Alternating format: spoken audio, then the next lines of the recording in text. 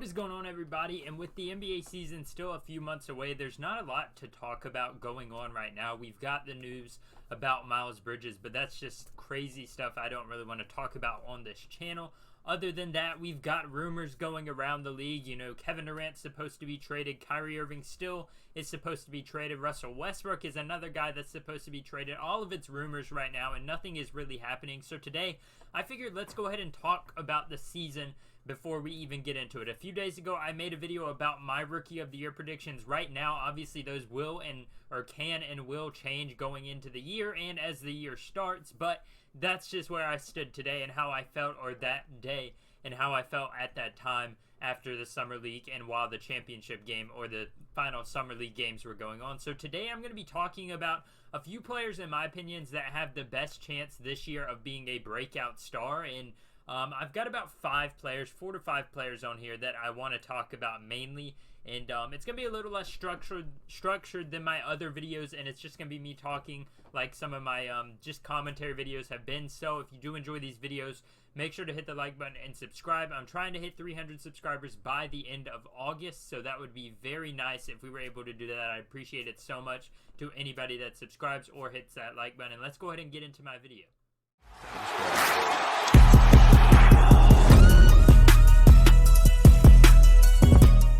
Most Improved Player is probably my second favorite award, or third favorite award, behind Defensive Player of the Year and MVP. Rookie of the Year, for the most part, we have a clear-cut favorite. You can have guys that are maybe fighting for it a little bit, but as like last year, in my opinion, Scottie Barnes definitely deserved it just because of how much time Cade Cunningham missed off the court with injuries, other stuff like that. So I feel like Rookie of the Year, you know, you have a little bit of leeway with that. You can have guys fight for it, but also at the end of the day, you can respect whoever's chosen.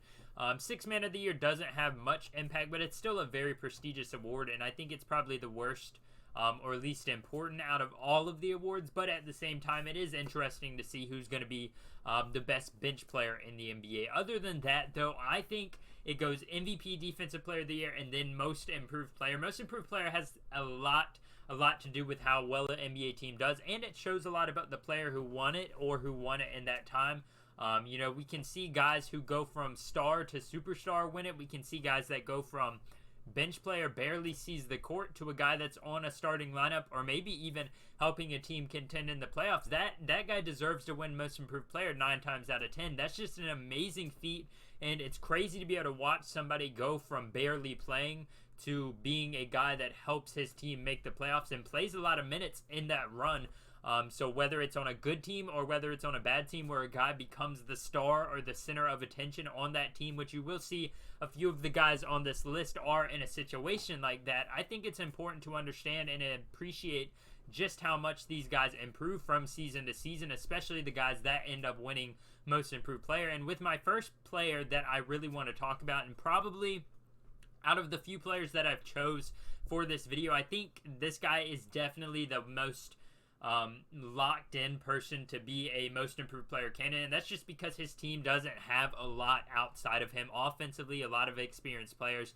There's not much offense that is going to be happening on this team, and we honestly, you should all be able to guess who it is right from that description. But I'm going to go ahead and talk about Keldon Johnson, the forward/guard is what NBA.com has him as. I consider him more of a small forward, power forward mold, but he's you know, he's only 22. He's in his third year. Last year he had an outstanding season. He averaged 17 points per game, 6 rebounds, and 2 assists. He was shooting very efficiently from 3 at one point in time. I don't know what his final percentages was. We can actually pull it up right here on NBA.com, but I know he was a very efficient three-point shooter last year, more so than he had ever been in his entire basketball career. So it's interesting to look at how well he improved. Yeah, the year before last, he was 47%. Last year, he did go down a little bit, actually down to 46%, but he was shooting them at a much higher volume. Instead of taking only about 2 a game, he was taking about 5 a game. And that's a very big jump right there. So I think Keldon Johnson has already shown us jumping up from a year 1, 12 points per game to a year 2, 17 points per game. And we all know with DeJounte Murray, who was an all-star, who was a great point guard, unfortunately they traded him away, but we all know that he was a second-hand man. He was not the lead role on the offense. He wasn't the emphasis on their offensive you know, their offensive plays, stuff like that. But now he can be. The Spurs literally have no other offensive players that are established. I mean, maybe Devin Vassell could make a run for it as the second option on this team, but they're going to be bad no matter what happens. I don't think Devin Vassell and Keldon Johnson are going to take you to the playoffs. Jakob Poeltl is a defensive-minded center. Sure, he can get you some points in the paint, but he's not really going to make an impact on the offensive side of the ball, at least to the extent that Keldon Johnson can. They do have Jeremy Sokin coming in from Baylor, but we don't really know what he's going to be. We didn't even get to see him in Summer League, which sucks if you're a Spurs fan or just an NBA fan in general. They've got a few other rookies coming in as well, but I think Josh Richardson's on the team. I don't know why I said his name, but I think Keldon Johnson, out of the guys on this list, is for sure the one that in my opinion, is definitely going to take that leap. And I don't know if it's going to be sustainable, just because once they bring in another star, whether that's through the draft or whether that's through a trade or something. We all know they're obviously trying to get Victor Wembanyama, and I mean, I don't blame him. A 7-foot French center, dude looks amazing, but I think Keldon Johnson maybe has his career year this year. Maybe he tops around 23 points per game, 24 points per game. You got to think somebody has to score the points even on a rebuilding team, and that's got to be Keldon Johnson at 22 years old, and I really hope that he's going to be able to make that next jump. And if he can't, then I mean, maybe he just stays a second or third option for his career. But if he can, maybe he's able to sustain it and become a top player in the NBA, at least as far as for the Spurs go. And maybe he can be their guy of the future. We really don't know what his ceiling is, but I think he can definitely be one of the most improved player candidates. Next up, though, I have a guy that is a little different of a case from Keldon Johnson, and it could definitely change depending on whether or not the Jazz end up trading Donovan Mitchell. But right now, my most improved player candidate from the Jazz is going to be Udoka Azubuike from Kansas.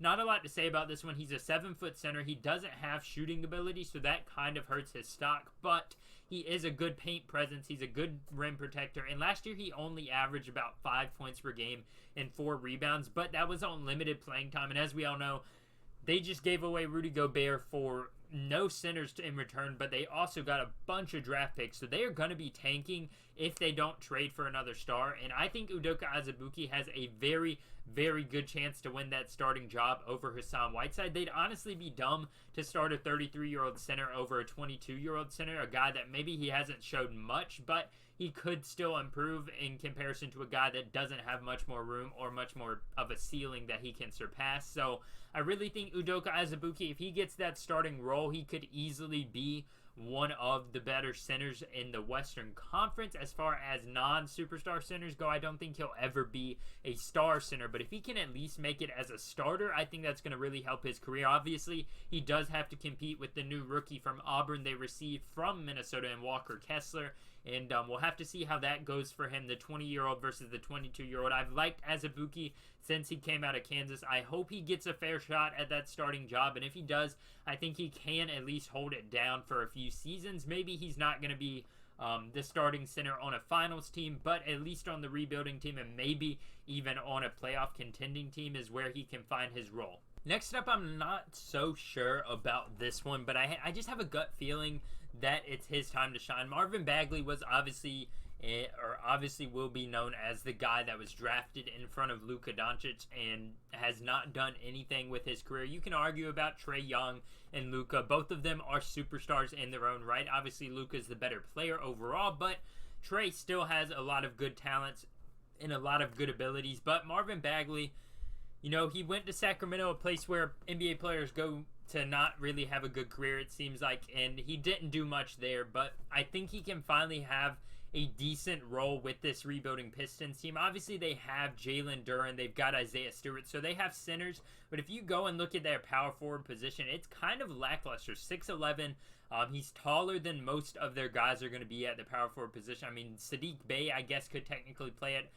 Isaiah Livers maybe could play it, but other than that, you really don't have, I mean, maybe Buddy Boeheim's going to come in and play it. You don't really have a lot of guys on the roster that are going to be singular or power forwards and their position only. They may play other positions as well, and I think Marvin Bagley fits the power forward position the best, but at the same time, if they don't want him there, he is the tallest or tied for the tallest player on the team, so maybe he runs that center position. That's something we haven't seen a lot from him across his career, and I think maybe that could help him out and finally give him a little bit of a revitalization. He had 11 points per game last year, 7 rebounds, only about 1 assist, but he's a big man. He's not out there to make a lot of assists, and I think he can hopefully at least become a role player. He did have a few seasons there in Sacramento where he averaged 14 points per game. That was his career high, though. He did have 18 games in Detroit where he averaged 14 points over the last few games of the season where he played, but overall, like I said, he only averaged 11 points per game for the year combined with Sacramento and Detroit in 48 games total. But I think Marvin Bagley, if he's given a bigger role and a bigger opportunity, maybe he can actually fit that. We know in Sacramento he was injured a lot. He just wasn't in a good situation, and that seems to be a theme of a lot of guys in Sacramento. I'm not saying he's going to become a superstar like he was supposed to be, but at least a starting caliber power forward or center is what I think Marvin Bagley can be. And if he can't do that, then at least a 6th man or a 7th man off the bench. I don't think this guy is ever going to be out of the NBA. He's just got too much of a good intangibles. He's got too good of numbers. You know, a 6'11" guy that can move at a relatively fast pace. I think he's a great prospect, and at 23 years old, he's still got a lot of time to improve, and that's just how I feel about Marvin Bagley and how I feel about the next guy who is actually one of 2 players on the Pacers that I'm going to be talking about. First off, I want to get the main one out of the way and the most obvious one.